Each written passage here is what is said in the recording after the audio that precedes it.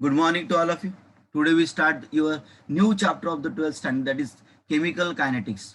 So what is chemical kinetics? So first of all, we are learn about what is the chemical kinetics. The chemical kinetics म्हणजे काय हे आपल्याला बघायचं. केमिकलचा अर्थ केमिकलच आहे. बरं कायनेटिकचा अर्थ काय होतो त्याच्यामध्ये काहीतरी फ्लो मोशन आहे. बरोबर गतीज ऊर्जा म्हणतो आपण त्याला, ठीक आहे ना, काहीतरी त्याच्यामध्ये मोशन आहे. बरं मग हे मोशन म्हणजे नेमकं काय? ओके नाही, कधी कधी रिॲक्शन स्लो मोशन मध्ये होते, म्हणजे हळुवारपणे होते. काही रिॲक्शन फास्ट फास्ट आणि काही रिॲक्शन मीडियम स्पीड मध्ये होतात. त्याच्यामध्ये speed of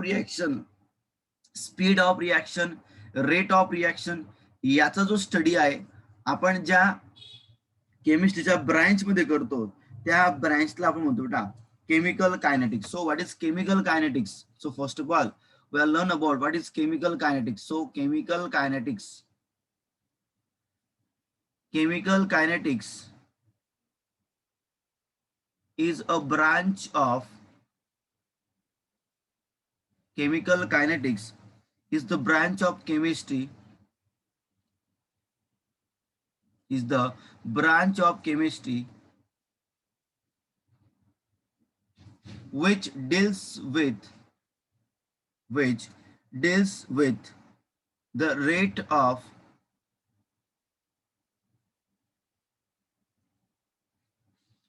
which deals with the chemical rate of chemical reactions and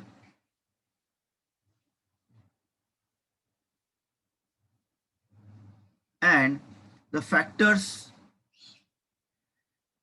affect or and the factor affecting on the rate of reaction. बेटा factor affects them म्हणजे chemical kinetics ही branch आहे केमिस्ट्रीची. बेटा केमिस्ट्रीच्या various branches आहे. Organic chemistry, inorganic chemistry. तसं हे chemical kinetics सुद्धा एक branch of chemistry आहे आणि याच्यामध्ये आपण कशाचा अभ्यास करतो बेटा? Which deals with the rate of chemical reaction.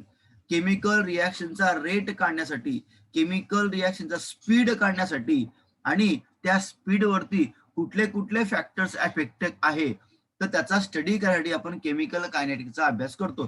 Factor affecting on rate of chemical reaction हा टॉपिक तुम्ही दहावीला असताना बघितलेला आहे. Factor affecting on rate of chemical reactions. तर फॅक्टर्स तुम्ही बघितले त्याच्यामध्ये, सॉल्व्हंट वगैरे असं काही त्याच्यामध्ये असेल तुमच्याकडे, बघ नाही. टेम्परेचर, कॅटॅलिस्ट, टेम्परेचर होता, कॅटॅलिस्ट होता. कळलं तुम्हाला? तुम्हाला आठवलं असेल तर हेच तुम्हाला या चॅप्टर मध्ये बघायचे, फक्त 12वीच्या याच्यामध्ये बेटा, ठीक आहे. So chemical kinetics is a branch of chemistry and that dealing with the what rate of chemical reactions as well as the factor affecting on the chemical reactions.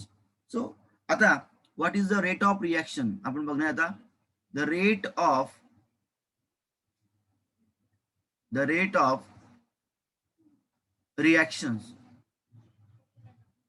बघा, the rate of reactions describe, okay, the rate of reaction. see काय role काय बेटा chemical rate of रिॲक्शनचा? The rate of reaction describes how rapidly the reactants how rapidly the reactants are consumed. बघा, the rate of reaction describe, rate of reaction आपलं काय काय देतो, काय आपल्याला information.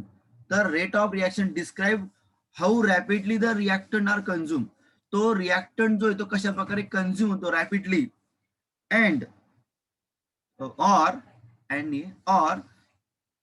the products are form. म्हणजे रिॲक्टंटचं कन्झम्पशन होतं बेटा, ओके नाही. आपल्याला आपण आपल्या गाडीमध्ये पेट्रोल टाकलं 1 लिटर लक्षामध्ये, तर तो रिॲक्टंट आहे. आपल्या गाडीमध्ये आपण गेलो पेट्रोल पंपावरती आणि 1 लिटर पेट्रोल टाकलं, ठीक आहे.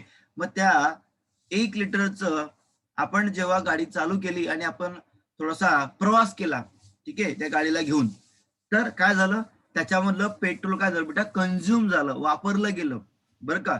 आणि त्याच्यापासून काय बनली होती, एनर्जी. त्याच्यामुळेच तर आपण एका प्लेसवरून दुसऱ्या प्लेसवर गेलो. तुम्हाला कळलं का माझं म्हणणं? सो रिॲक्टंट काय होतं बेटा, तो आपण खातो म्हणजे कन्झ्युम करतो. त्या 1 लिटरचं काय झालं बेटा, हाफ झालं. तुम्हाला कळलं का? म्हणजे रिॲक्टंटचा कन्झम्पशन होतं. रिॲक्ट आपण वापरतो, कन्झम्पशन म्हणजे वापर, आणि फॉर्मेशन म्हणजे काय, तयार होणं. त्या ठिकाणी एनर्जी तयार झाली आणि त्या एनर्जीचा सपोर्ट घेऊन आपण आपल्या एका प्लेस पासून दुसऱ्या प्लेसवरती आपण काय केलं, गेलो बेटा तिथे, बरोबर की नाही.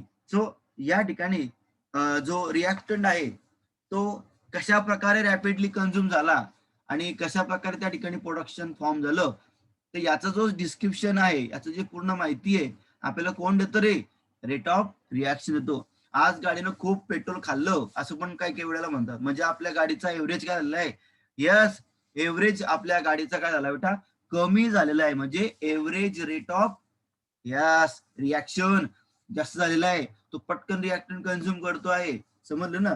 तो आता आपला पुढचा टॉपिक काय बेटा, एव्हरेज रेट. सो सर्वात पहिले तुम्ही एक काम करा, याचा तुम्ही स्क्रीनशॉट घ्यावा तुम्ही आता, ठीक आहे. So rate of reaction describe what, how the rapidly the reactants are consume or the production are forms.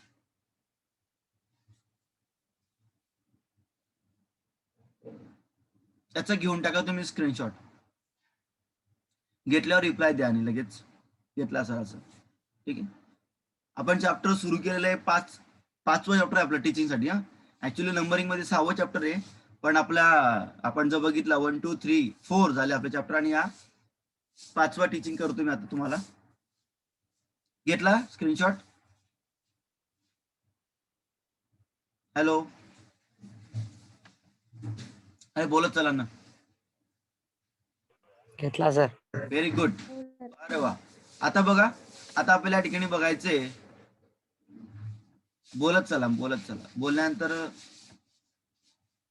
मलाही कळतं की तुम्ही आहात आजूबाजूला माझ्या, ठीक आहे. त्याच्यानंतर आता आपण बघायचं बेटा, average rate of reaction. Average rate of reaction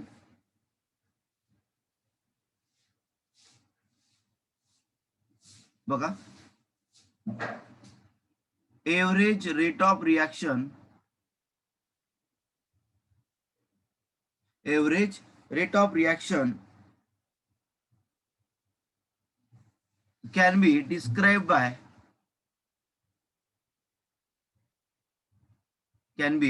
described by knowing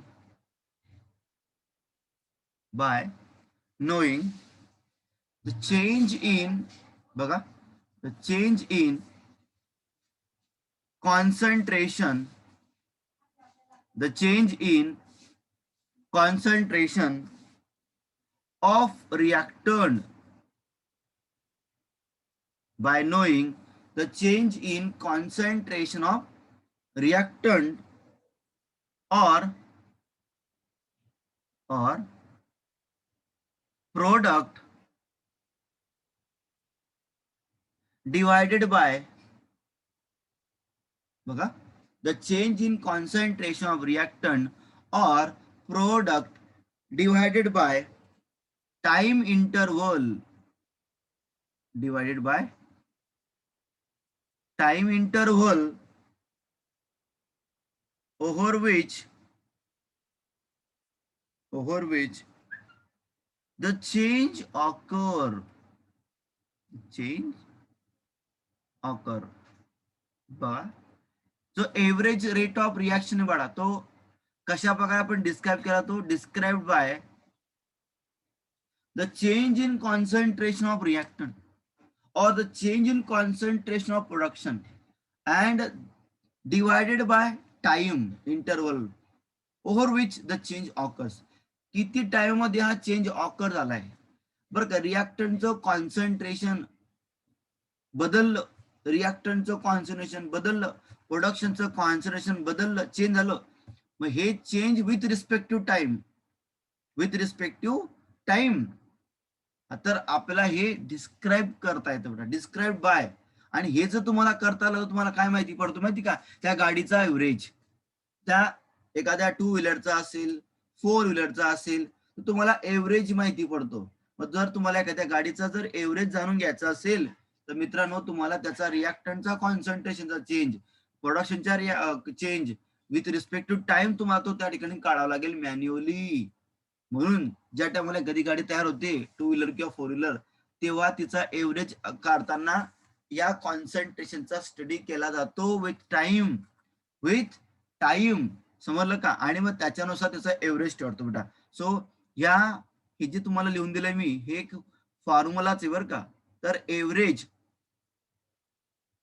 बघा, मग एव्हरेज रेट कसा काढतात, तर फॉर्म्युला दिलाय आपल्याला याच्यामध्ये. Average rate is equal to the change in concentration of the species. Species म्हणजे काय, एक तर तो रिॲक्टंट असेल किंवा तो काय असेल, स्पेसिस म्हणजे रिॲक्टंट किंवा प्रोडक्शन, लक्षात ठेवा.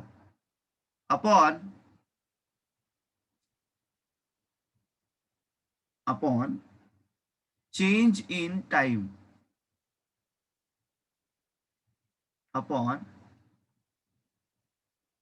change in time, that is delta c upon delta t. ठीक आहे.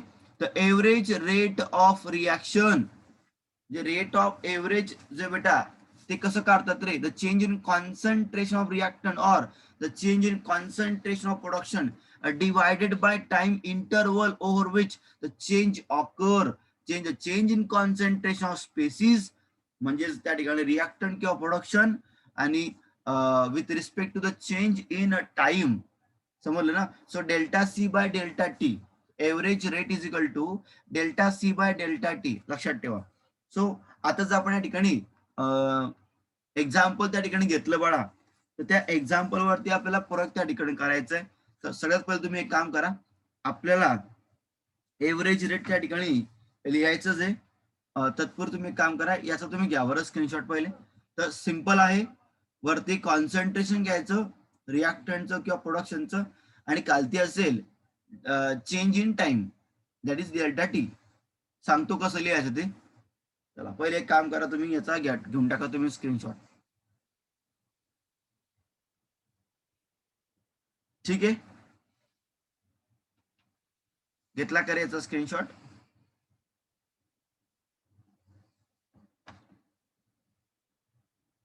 Very good. आता बघा, आता आपण या ठिकाणी एक एक्झाम्पल आपल्याला घ्यायचं होता. Consider the reaction, consider a reaction.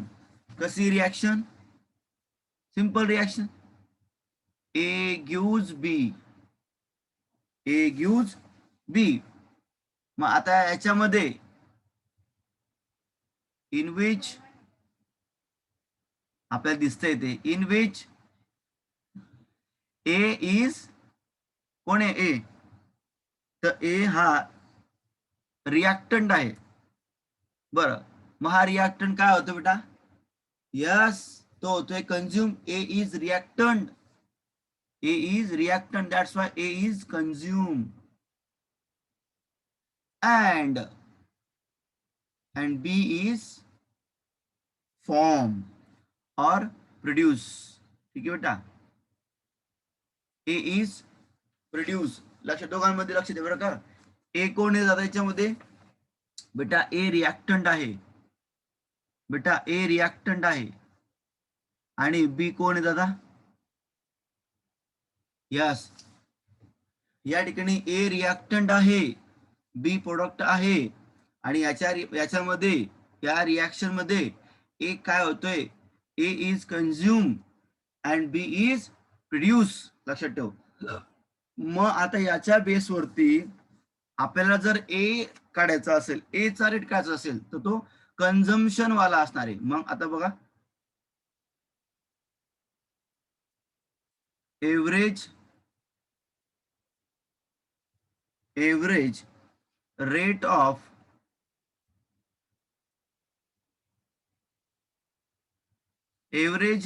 consumption of A is equal to minus delta of concentration of A upon delta T.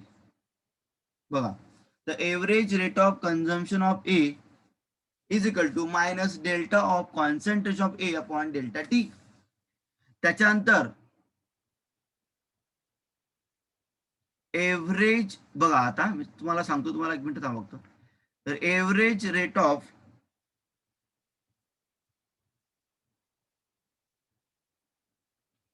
formation of B is equal to plus delta concentration of B upon delta T. लक्षात ठेवा, याच्यामध्ये जे sine आलंय minus sine किंवा plus sine, तर minus साईनचा वापर जेव्हा जेव्हा रिॲक्टंट असेल, रिॲक्टंट साठी मायनस साईनचा वापर करायचा, कारण मायनसचा अर्थ आहे कन्झम्पशन, आणि याच्यामध्ये फक्त रिॲक्टंटच काय होतं, कन्झम्पशन होतं, आणि कन्झ्युम मध्ये वापर होतो, त्याचा वापर करतो आपण. अरे पेट्रोल नाही वापरणार तर कसं काय त्या ठिकाणी तुमची गाडी चालणार? सो तुम्हाला पेट्रोलवरती आपल्याला, ओके, पेट्रोल गाडीतच पण राहिलेलं आहे, ते काय त्याचं प्रोडक्शन होणार आहे नाही, तर त्या रिॲक्टंटचं कन्झम्पशन होणं जरुरी पडा. कन्झम्पशन म्हणजे काय, त्याचा वापर, आणि जेव्हा एखाद्या गोष्टीचा वापर आपण करतो ती गोष्ट काय होते, कमी कमी होते. समजलं ना? सो मायनस मायनस मायनसचा अर्थ मायनस नाही घ्यायचा, मायनसचा अर्थ आहे कन्झम्पशन, आणि प्लसचा अर्थ बेटा फॉर्मेशन. आणि तो ब्रॅकेट मी ड्रॉ केला ना, bracket, this bracket is called as concentration. या ब्रॅकेटचा अर्थ होतो बेटा कॉन्सन्ट्रेशन. त्या ब्रॅकेटला असंच काढण्याची पद्धत आहे युनिव्हर्स मध्ये, जगामध्ये असंच काढतात ते, ठीक आहे. ब्रॅकेट म्हणजे काय, कॉन्सन्ट्रेशन, लक्षात ठेव. So minus delta concentration of A upon delta T. डेल्टा टी म्हणजे काय, change in temperature. Average rate of formation of B is प्लसचा अर्थ होतो बेटा फॉर्मेशन, प्लसचा अर्थ होतो बेटा प्रोडक्शन. लक्षात ठेवा, प्रोडक्शन जेवढं पण असेल त्यासाठी प्लस वापरायचं, आणि त्याचा रिस्पेक्टिव्ह चेंज लिहायचा, आणि ते इक्वेशन तयार करायचं. तर हा झाला ए रिॲक्टंट आहे, लक्षात ठेव. रिॲक्टंट साठी मायनस, प्रोडक्ट साठी बी, प्रोडक्शन साठी प्लस. बिलकुल डोक्याने काम करा, ठीक आहे ना, डोक्याने काम करायचं त्याच्यामध्ये, ठीक आहे. लक्षात ठेवा. चला एक काम करा तुम्ही, आता याच्यामध्ये आता जर आपल्याला रिॲक्शनचा रेट लिहायचा असेल तर कसा लिहायचा मग? अरे बाळा, याच्यामध्ये रिॲक्टंटचा रेट लिहायचा असेल तर कसं लिहायचं मग, म्हणजे सॉरी, पूर्ण रिॲक्शनचा रेट तुम्हाला लिहायचा होता. तर हे thus the average rate of thus the average rate of reaction. आता आपला या रिॲक्शनचा एव्हरेज रेट लिहायचा आहे. आता मला सांगा, कन्झ्युम झालं तर फॉर्मेशन होतंय ना, म्हणजे consumption is equal to formation. No consumption no formation. डोक्याने काम करा. जेवण केलंच नाही पोट भरेल का? जेवण केलं पोट भरलं, कळलं का? म्हणजे कन्झम्पशन केलं तर फॉर्मेशन होणार. So consumption is equal to formation असतं, ठीक आहे.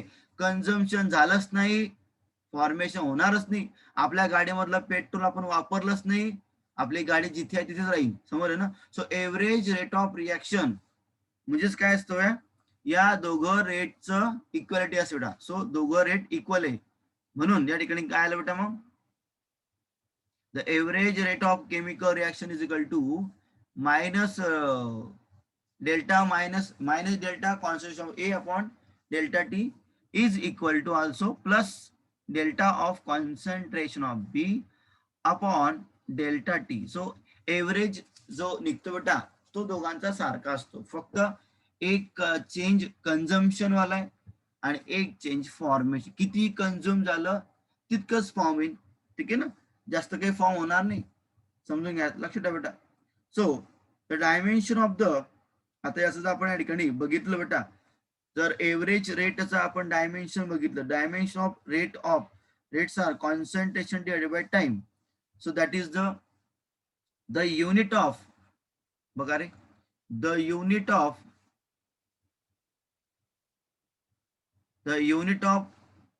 average rate of reaction is equal to the unit of average rate of reaction is equal to beta mole dm to the power -3 second inverse. So this is the unit of average rate of reaction. Average rate of reaction चं unit बेटा mole per dm cube per second. समजलं ना? Average rate of reaction is the mole per dm cube per second, असा याचा अर्थ आहे. per mole per dm cube per second. तर प्रत्येकाने याचा पण घेऊन टाका एक स्क्रीनशॉट, ठीक आहे.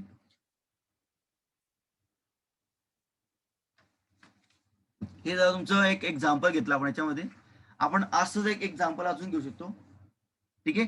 तुम्हाला अजून समजलं पाहिजे म्हणून ना, पहिले अगोदर तुम्ही याचा घेऊन टाका स्क्रीनशॉट.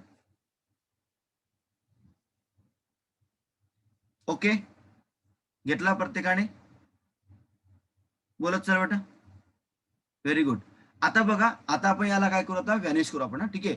बघा सगळ्यांना लक्ष द्या बरं का, मी जे करतोय बेटा ते सगळ्यांना लक्ष द्यायचं की काय घेतोय मी. आता 2 नंबरचं एक्झाम्पल बघा, 2 नंबरचं example, A plus B it gives C plus D, ठीक आहे. मग याच्यामध्ये हे दोघी जण कोण आहे बेटा, हे दोघी जण रिॲक्टंट आहे, हे पण दोघी जण कोण आहे, प्रोडक्ट आहे. जे रिॲक्टंट असतात ते काय होतात, अरे बाबा जे रिॲक्टंट ते काय असतात बेटा, ते होतात कन्झ्युम, आणि हे काय होतं बेटा, प्रोड्यूस, ठीक आहे बरोबर. आता आपल्याला काय करायचं, या दोघांचा काय करायचं बेटा, एव्हरेज याचा, एव्हरेज बघा, average rate of consumption of A. बघा आता ए ना, ए कोण आहे, रिॲक्टंट, म्हणजे काय नाही ते मायनस, रिॲक्टंट म्हणजे मायनस, ठीक आहे, अपॉन डेल्टा टी, आणि रिॲक्टंटचं होतं consumption. Same average rate of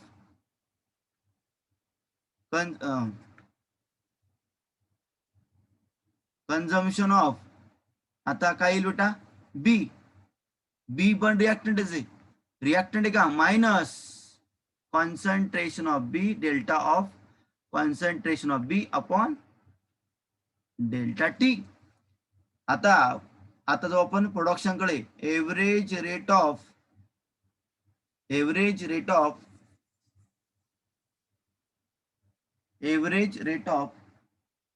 formation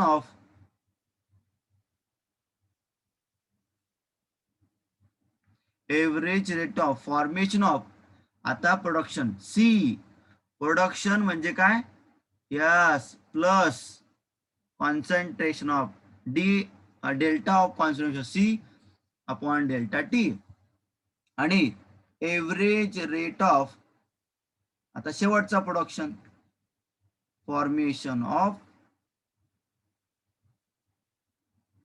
D is equal to plus delta concentration of capital D upon delta T. बघा आता याच्यामध्ये जर तुम्हाला हेन्स, आता आपण बघणार आहे average rate of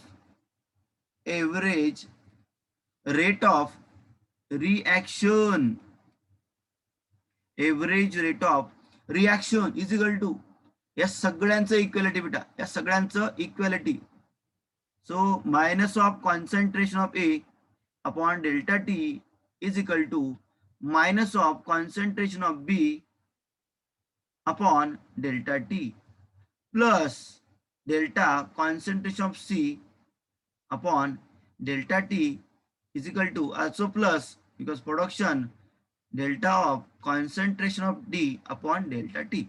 So this is the very simple concept here. The reactant are there, consumption is there, the production is there, formation is there. If the formation, then plus, if the consumption, then minus, and all rates are equal बेटा, all rates are equal. ठीक आहे, चला प्रत्येकाने घेऊन टाकायचा. प्रत्येकाला समजते काय, एकदा रिप्लाय करा मला. ठीक आहे, सगळ्यांना अंडरस्टँड होते ना. खूप सोपं असं चॅप्टर आहे, काहीच टेन्शन नाही या चॅप्टर मध्ये. थोडस लक्ष द्यायचं, फक्त सिक्वेन्स बेटा रोज लिहायचं या चॅप्टर मधलं. जेवढं पण आपलं होतंय रोजच्या रोज ते सगळं तुम्हाला त्या ठिकाणी लिहायचंय, आणि लिहिल्यावर तुम्हाला हे सगळं समजणार आहे, काहीच प्रॉब्लेम येणार नाही. ओके,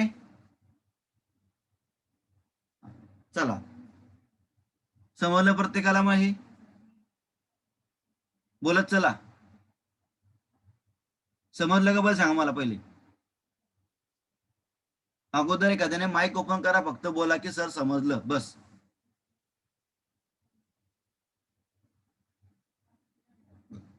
हा ओके, चला आता मी काय करतो, आजचा पुढचा पार्ट जो तो उद्या कॅरी करतो. ठीक आहे, आणि लक्ष द्या, उद्याला फुल 8 वाजेपासून, थोडासा आता झूमचा प्रॉब्लेम होता आज, 8 वाजेपासून तर पूर्ण त्या ठिकाणी 9 वाजेपर्यंत किंवा 9:15 वाजेपर्यंत आपला क्लास त्या ठिकाणी मी कॅरी ऑन करणार आहे. तर प्रत्येकानं या ठिकाणी हा चला इथं आपण कम्प्लीट करणारच आहे, पण तुम्ही